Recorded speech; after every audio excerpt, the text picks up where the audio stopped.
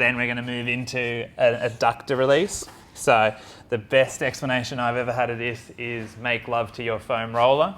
So we're just going to place the the foam roller as close to the groin as we can get it, and then we're going to roll down just to the inside of that knee and coming back. So again, 3 to 5 sweeps, just loosening up that tissue, starting to get a bit of blood flow in there.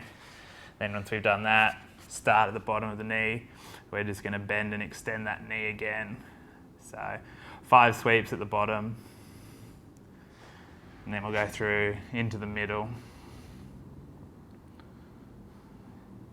and then moving right up as close to the groin as you can get.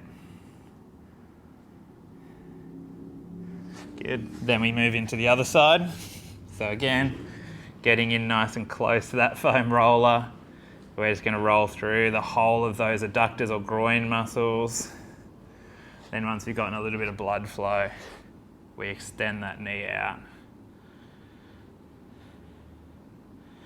And middle.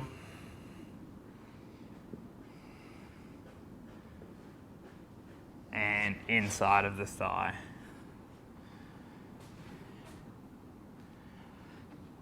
Cool.